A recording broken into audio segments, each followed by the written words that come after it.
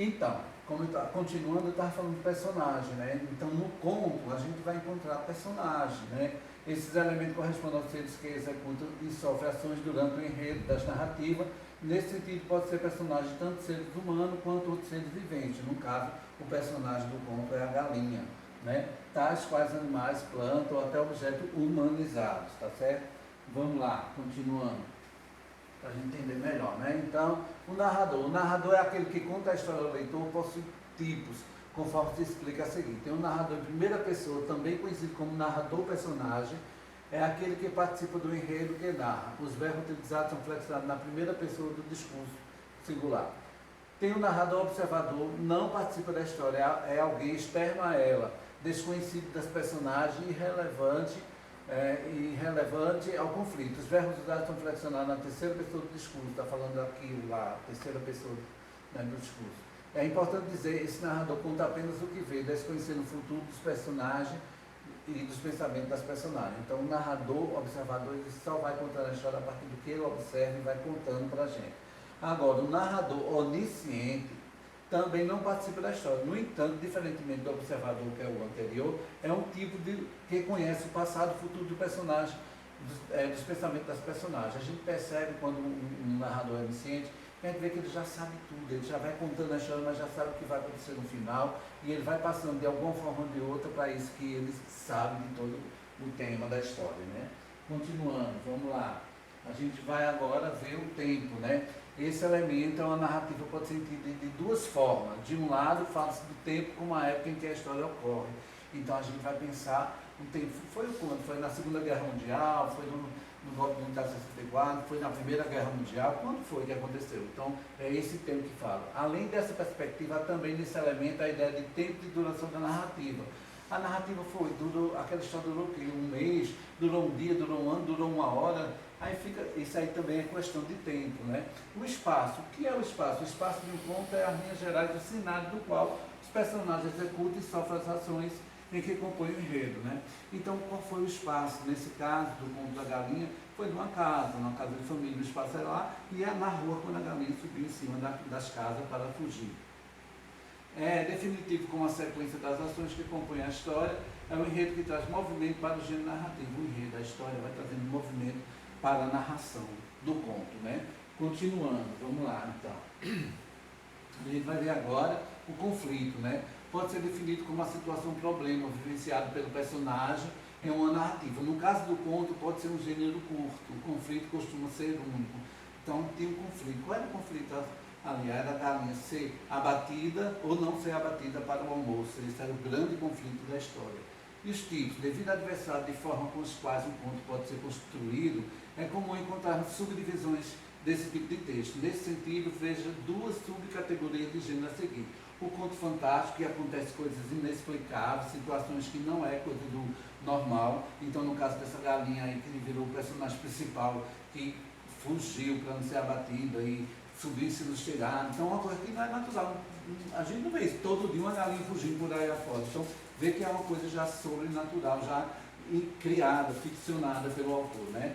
E também a gente vai ver o conto, acredito, de fadas, né? Os contos de fadas, não é desconhecido da infância, são gêneros medievais que ainda fazem muito sucesso. Por definição, esse tipo de narrativa tem personagens folclóricos, tais como fadas, gnômios, animais personificados, etc. Além disso, é comum que esse tipo de conto apresente um fundo moral claro e por isso tem certo caráter didático, né? Didático para ser apresentado, para ser estudado, para as crianças, para os adolescentes também. Então, o conto de fada é aquele que no final sempre tem, né, uma moral. Por que isso? Se você faz isso, vai acontecer isso com você. Então é o moral da história, né? Conto de fada, como a gente já viu, Chapeuzinho Vermelho, Os Três Porquinhos e por aí vai, para certo tantos mais. Continuando, a gente vai ver agora o conto Uma Galinha de Clarice Lispector. Então, eu já falei um pouquinho aqui. Então, uma família que pega uma galinha para abater, para matar a galinha para comer no almoço, e de repente a galinha foge e começa a subir nos telhados. E o marido, né, o pai de família, ele começa também a subir nos telhados e ir atrás da galinha. Uma pessoa que nunca tinha subido no telhado, de repente já tem essa força de vontade toda. No final pega a galinha, e a galinha, antes de ser morta, né, abatida, ela bota um ovo. Quando bota o ovo, a menina pega e diz, oh mãe, mãe, não vamos mais matar a galinha porque ela colocou um ovo. E aí a galinha passa a ser o personagem principal da história, o personagem principal da família, e não mata mais a galinha. E um belo dia, mata a galinha, come e acabou-se. Ninguém mais lembra, ninguém mais fala sobre isso. Então a gente vê que é uma coisa que não é uma que acontece no cotidiano, é uma coisa que é bem ficcional, entendeu? Então a gente vai dizer que é o conto. Agora bora ver a atividade, que a gente vai terminar por aqui, tá certo? Então estou passando aqui até chegar na atividade, certo? Que é para a gente, e vocês entenderem direitinho, viu, gente? Como deve fazer essa atividade. Vê lá, super fácil. Atividade, você tem uma crônica de Luiz Fernando Veríssimo, tá certo? Que foi aquela coisa do dia a dia, a gente deve comer isso, comer aquilo, não sei o que lá.